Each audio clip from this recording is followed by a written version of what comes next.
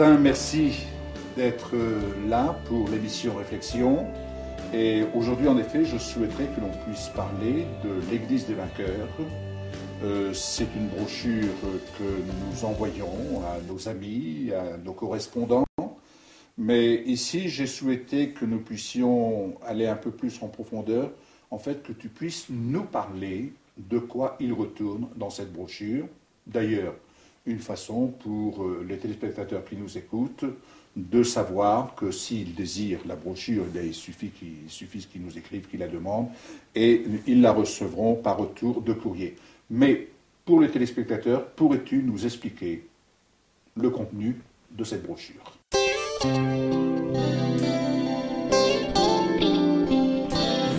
Alors de quoi s'agit-il en fait, l'Église des vainqueurs le titre a été inspiré par le texte de l'Apocalypse, donc dans les 3 premiers chapitres, où celui qui entend ce que l'Église dit à l'Église, et puis au vainqueur, je donnerai. Au vainqueur, je donnerai la manne cachée, etc. Enfin, je donnerai au vainqueur. Donc, c'était ça l'inspiration du titre, hein, déjà pour commencer. Et j'aimerais juste déjà parler un petit peu de ce qui est marqué derrière le livre, le témoignage, parce qu'en fait, il y a juste une page de témoignage. Oui. Et le reste, c'est du steak frites, hein, comme on dit. Hein, c'est-à-dire que c'est pas du petit lait, c'est pas du biberon. Oui. C'est quelque chose où il faut quand même essayer d'approfondir, de ne pas passer trop rapidement dessus. Il faut pas le lire comme un roman. Il faut peut-être aussi avoir un peu de patience. Mais si vous êtes saisi par le message en tant que tel, et vous verrez que vous serez passionné simplement par les versets bibliques. Parce qu'en fait, le but, c'est de mettre un à un certains versets bibliques pour essayer de démontrer la réalité du réveil.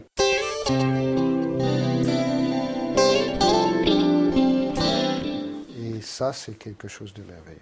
Smyrne, c'est la 2e église, donc ça représente l'église persécutée dans son ensemble. Effectivement, donc là, on a des chrétiens qui sont tués, et donc à travers les siècles, l'église a été persécutée et a subi véritablement un tas de sévices, de persécutions les plus terribles les unes que les autres. Mais il y a aussi une promesse merveilleuse. Ils sont assurés que la seconde mort, ils n'auront pas besoin de la vivre. Hein. Mm-hmm. Et puis, ils régneront. Ils ont la couronne, hein, la couronne des martyrs et des vainqueurs. J'ai travaillé pendant des années pour les chrétiens persécutés, à la fois dans Portes Ouvertes et après dans Mission Sans Frontières, à l'époque. Et donc, je sais de quoi je parle à ce niveau-là, ce que ces gens ont pu vivre en tension, en souffrance, en persécution. Et vraiment, là aussi, le Seigneur ne fait pas de reproches à cette Église. Et il leur dit, écoutez, voilà, tenez juste le choc. Et puis, vous n'aurez pas à souffrir la seconde mort. Grande consolation, et Dieu sait si des chrétiens sont morts pour leur foi. Pendant les siècles. Hein. Donc c'est tout un chapitre qui est... et il y en a qui ont préféré mourir, hein, c'est marqué dans Hébreux 11, plutôt que de continuer à vivre, là encore. C'est vrai que quand on est dans une certaine situation, quand le combat est très fort, quelquefois on préfère s'en aller, hein, quelque part. Hein, et puis être auprès du Seigneur, quel que soit le moyen. Hein, qu'on soit enlevé ou qu'on meure, hop, vite, près du Seigneur, parce que là, ras-le-bol, quoi. Hein, ça. Et je veux dire que, ça représente quelque chose.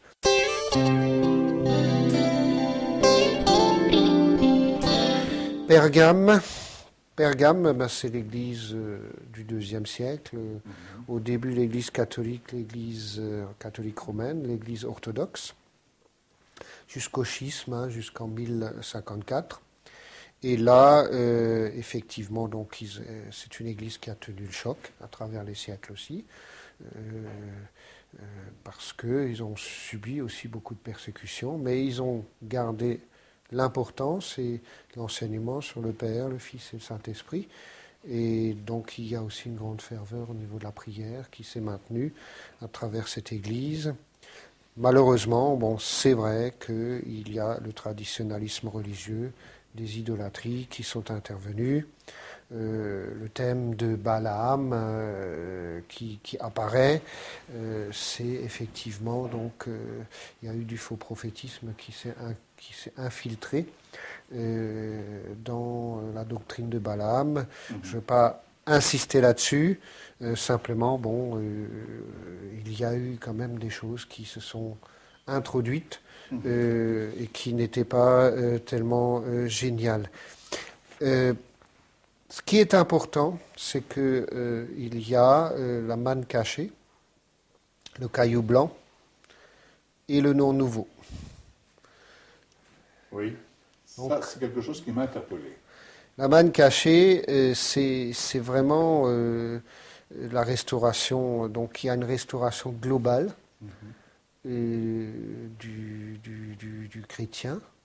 Le but, c'est que le chrétien, l'être humain qui croit, soit totalement, complètement restauré. Ça, c'est extrêmement important, qui est le feu.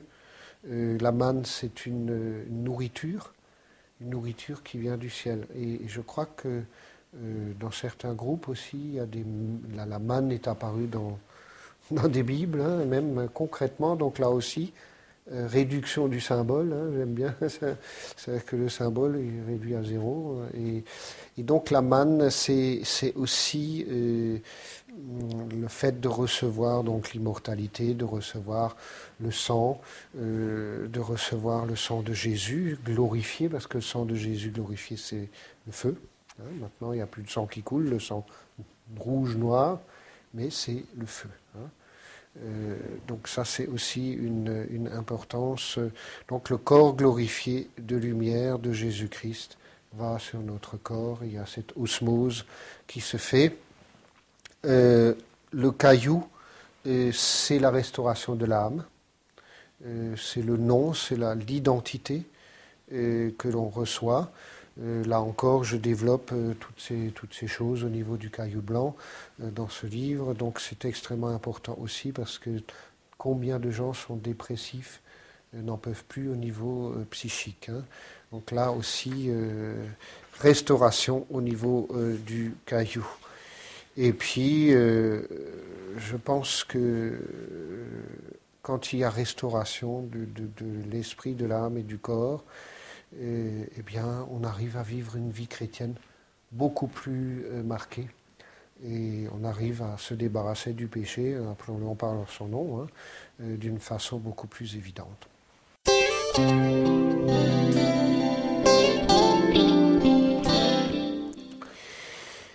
Thyatire, donc là, ça représente effectivement l'Église catholique romaine, avec Jézabel, bon, toute la mariologie hein, qui est liée à Jézabel.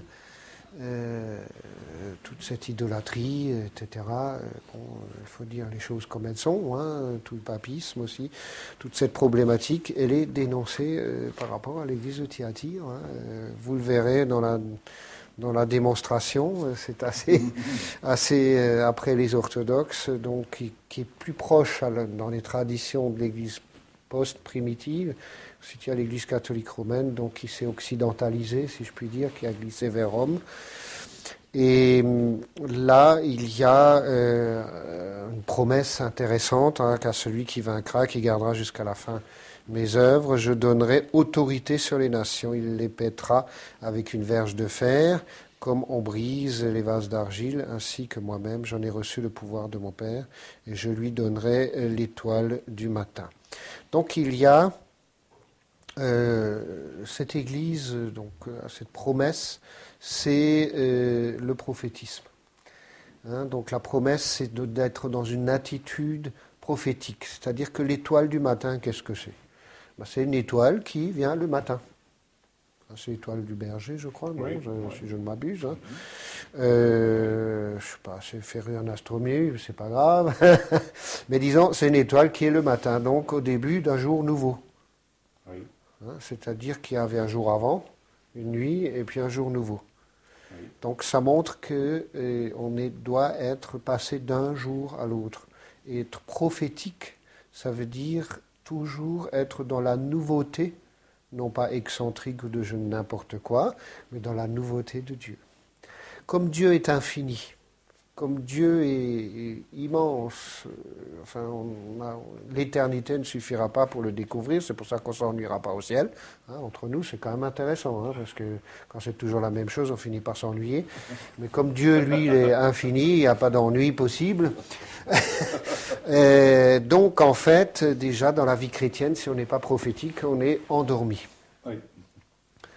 C'est évident, c'est-à-dire on tombe de nouveau dans la tradition, c'est-à-dire que l'étoile du matin, on est toujours appelé à être porteur de révélations nouvelles concernant le royaume de Dieu. C'est ça qui est important.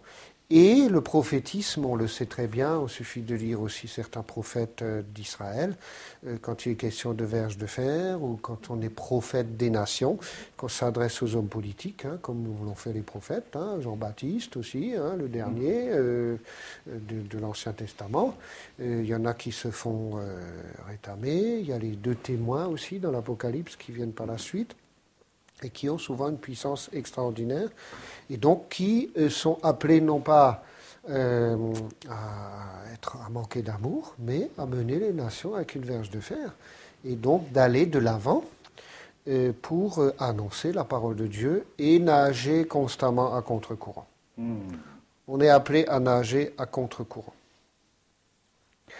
Pourquoi ? Parce qu'il y a un courant majoritaire, l'autoroute, qui mène directement dans les ténèbres, à l'enfer, il faut bien le dire. Et le prophète, il dit juste le contraire de ce qui se dit communément, n'est-ce pas ? Le prophète est toujours en minorité. Voilà, il est toujours en minorité et il lutte, il nage à contre-courant. Je ne sais pas si vous étiez dans un torrent pour essayer de nager à contre-courant, c'est pas de la tarte. Souvent on fait du surplace. Oui. Et donc en fait, la notion de verge de fer, c'est pas de la dictature, mais c'est simplement de dire stop. Si on continue comme ça, on va dans la cata totale. Point. Et il faut absolument arrêter. Il faut arrêter le cirque, sinon on est foutu. Voilà. Et aussi, au niveau des nouvelles révélations, le prophète, il est dans l'Église, il parle aux chrétiens et dit, attendez, voilà, bon, vous avez compris ça jusqu'à ce jour, telle et telle doctrine, tel et tel enseignement, telle et telle habitude aussi. Et bien maintenant, on va en changer. Parce que le Seigneur, il commence un petit peu à être ennuyé par vos litanies. D'ailleurs, ça se trouve dans Jérémie. Vos cultes et vos sacrifices m'ennuient. J'en ai ras la casquette, si je puis dire. Langage actuel de vos sacrifices. Maintenant, je veux un petit peu de l'authentique. Je veux un petit peu que vous occupiez des pauvres, que vous fassiez un petit peu de la justice. Plutôt que de vous targuer dans votre religiosité qui ne m'intéresse absolument pas. Donc en gros, c'est ce que Jérémie, par exemple, a raconté, d'ailleurs les autres aussi, il faut bien le dire. Et donc, et aussi de donner les révélations nouvelles. Le prophète, il va dire les révélations nouvelles. Voilà, c'était bien tout ce que vous avez fait jusqu'à présent, au point de vue doctrinal, enseignement, vécu spirituel, c'est bien ce que vous avez fait, vécu. Mais maintenant, le Seigneur, il donne une nouvelle révélation. Ce livre, ça devrait l'être. Donc après, j'espère qu'un jour, il sera dépassé, qu'il y aura une nouvelle révélation et qu'il se mette en place. Voilà.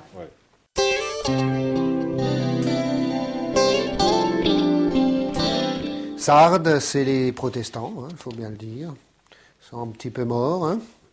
Mais ils ont quelque chose d'intéressant, et là aussi, ils avaient une nouvelle révélation, justification par la foi, remise en place des Saintes Écritures. Ils ont une attitude prophétique vis-à-vis des catholiques et des orthodoxes.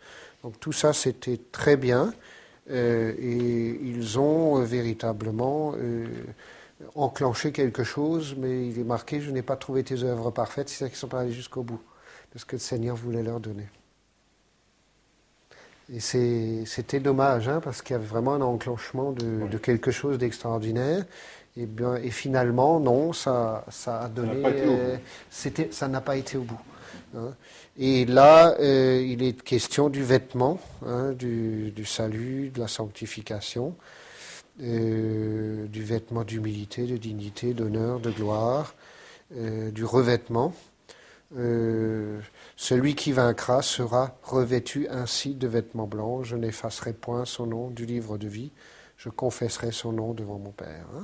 Donc, ils ont reçu aussi, et c'était dans leur message, la justification par la foi, l'enseignement de la grâce. C'était extrêmement important. Donc, le message de la réforme, à ce niveau-là.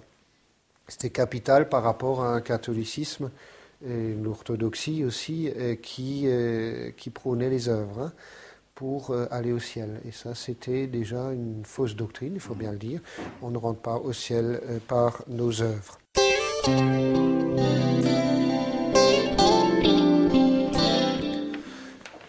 Philadelphie, ça représente les églises évangéliques.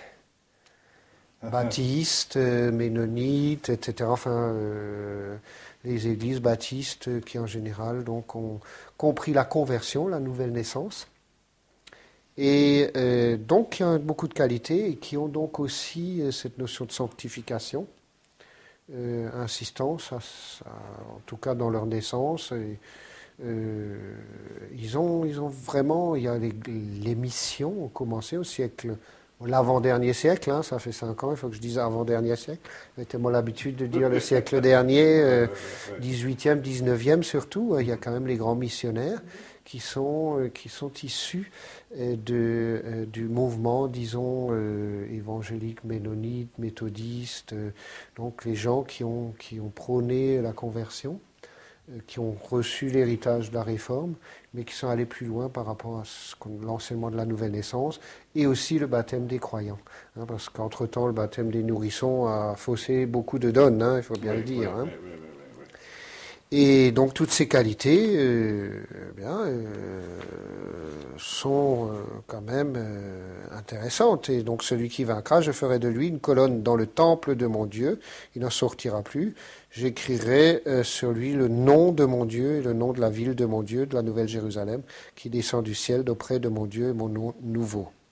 Et ce verset, la notion du nom, c'est la gloire, l'identité, c'est la présence de la gloire de Dieu. Vivre dans la gloire, la colonne dans le temple avec l'identité de Dieu, c'est vivre dans la gloire. C'est vivre, être accroché, avoir son véritablement, non pas seulement par la foi, mais véritablement vivre dans le temple de Dieu, dans le temple céleste. Et c'est que Dieu est sur nous, on est revêtu de Jésus-Christ. Il y a l'or, l'argent, les pierres précieuses, tout ce qui est dans le ciel, etc. Donc tous ces éléments, tout l'enseignement de la gloire est extrêmement important. Et donc par rapport à cette promesse pour l'église de Philadelphie. Il y a donc la gloire hellétique, où je leur ai donné ma gloire afin qu'ils soient un. Donc l'unité des chrétiens, c'est capital, mais pour être un, il faut être vainqueur dans la gloire. Il n'y a pas 36 solutions. On peut pas discuter, faire des conférences, des machins, des trucs, des chouettes. C'est le cas de le dire, ça ne sert. Il n'y a pas de place pour le compromis. C'est-à-dire qu'il n'y a pas de compromis, c'est la proximité, la présence de Dieu, c'est les seules choses qui peuvent mener véritablement à l'unité. Et enfin, la gloire, le feu divin, et en relation aussi avec la puissance, manifestation de puissance de guérison, etc. Toutes les manifestations de puissance miraculeuses qui se manifestent. C'est sûr que tu manques de puissance, mais tu as été fidèle. Mais si tu es vainqueur, je te donnerai la puissance que tu as dans la gloire. Et nombreux témoignages de guérison, notamment merveilleuses, c'est simplement parce qu'il y a la présence de la gloire au moment des réunions. Et les miracles se passent, mais je dirais presque naturellement. Et puis ensuite, la gloire, c'est la révélation des fils de Dieu. Et puis ensuite, la gloire, c'est ce qui est important, c'est qu'on est appelé à monter au ciel. C'est-à-dire que le lieu de l'Église doit être au ciel, dans la salle du trône. Dans le temple. Dans le temple. Et puis, il y a bien sûr le baptême de gloire. Il y a un seul baptême. Et en même temps, il y en a plusieurs. Épître aux Hébreux, chapitre 6, versets 1 à 3, la doctrine des baptêmes, donc plusieurs baptêmes, certes, mais il y a, dans Épître aux Éphésiens, il y a un seul baptême. Alors, souvent on dit, c'est le baptême d'eau. Maintenant, ce n'est pas le baptême d'eau, c'est le baptême de gloire. Où on est revêtu, on est immergé dans Jésus-Christ, dans la gloire. Et on est dans le nom, au nom du Père, du Fils et du Saint-Esprit, au nom de Jésus. C'est-à-dire que c'est cette identité réelle de baptême de gloire qui vient sur le chrétien. Et si vous relisez Éphésiens 4, il est clair qu'après il est marqué que Jésus est descendu et il a ramené les gens vers le ciel. Ça, on oublie trop souvent. Il les a ramenés, il les a cherchés. Et il a donné des ministères, les apôtres, les prophètes, pasteurs, enseignants, etc., docteurs. Il les a donnés afin que l'Église soit quasiment parfaite, parce que ça, c'est quand même incroyable. Il a donné les ministères pour que l'Église soit parfaite. Pour l'instant, on a quand même un petit souci par rapport à ce genre de choses. Donc, la gloire, c'est quelque chose de capital. C'est le fait de vivre dans le ciel.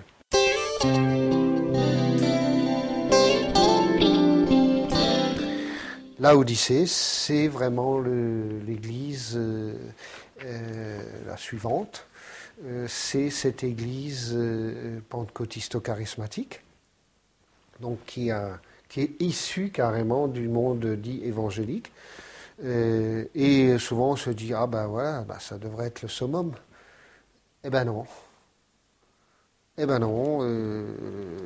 C'est les églises pentecôtistes, ils ont tout. Ils ont tout, et c'est le charismatique qui a passé dans toutes les dénominations. Ils ont tout. Moi, je reprends et je châtie ceux que j'aime. Puis il y a quelque chose qui est quand même intéressant. Tu crois que tu as tout, alors que tu n'as rien. Et souvent, il y a dans ces milieux-là, nous avons tout, les dons, nous avons la saine doctrine, nous avons un summum de ce qui existe. Et puis, on est dans l'aboutissement de la révélation de Dieu. On y est arrivé. Alors qu'en fait, c'est l'Église qui a le plus grandi, c'est vrai. Mais je reprends et je châtie ceux que j'aime. C'est-à-dire, Jésus dit, t'es nu, t'es aveugle, tu vois rien, t'es nu, t'es aveugle. Et je crois que la promesse est merveilleuse, c'est qu'on a le collier pour les yeux, on a le revêtement, et on a la possibilité d'être assis sur le trône à côté de Jésus, de régner avec lui. C'est les promesses les plus grandes. Et puis, si quelqu'un entend ma voix et ouvre la porte, j'entrerai chez lui, je souperai avec lui et lui avec moi. Donc, c'est rencontrer Jésus-Christ glorifié. La promesse. Si on arrive à dépasser notre nudité et donc le domaine charismatico-pentecôtiste, qui a vraiment donné énormément un réveil extraordinaire au XXe siècle. Eh bien, le XXIe siècle nous offre le fait de rencontrer Jésus-Christ glorifié. Ça, c'est le réveil du XXIe siècle.